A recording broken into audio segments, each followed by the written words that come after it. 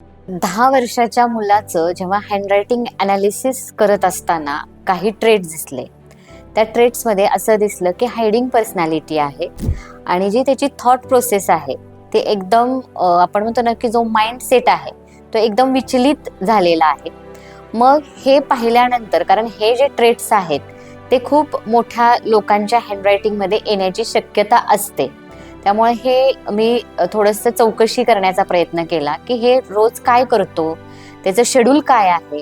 तेव्हा त्या पालकांच्या तोंडातून असं आलं की हा रोज क्राईम डायरी असे शोज, क्रिमिनलचे शोज जे काही असतात ते तो पाहतो आणि त्याच्यामुळे त्याच्या हँडरायटिंगमध्ये हायडिंग पर्सनॅलिटी हा ट्रेट दिसतोय आणि त्याच्यामुळे त्याला ही सवय लागलेली आहे की तो जे काही काम करेल ते कोणालाही कळालं नाही पाहिजे.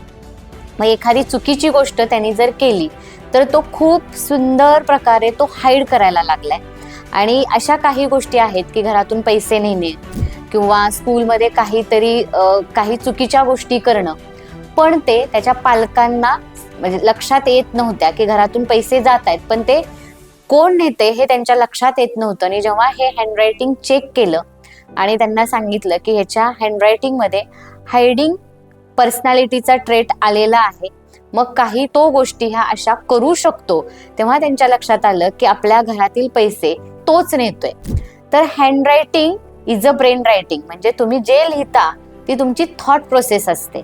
आणि काही गोष्टी ज्या अशा आहेत की आपल्या पालकांच्या लक्षात येत नाही, त्या आपण हँडरायटिंग मधून सांगू शकतो की हे मूल खोटं बोलतंय का किंवा काही हाईड करते का, त्याचा माइंडसेट खूप ॲग्रेसिव्ह झालेला आहे का, तर हे आपण नक्की आपल्या मुलांच्या हँडरायटिंगमध्ये बघू शकतो. तर नक्की आपल्या प्रत्येक मुलाचं हँडरायटिंग ॲनालिसिस करून घ्या.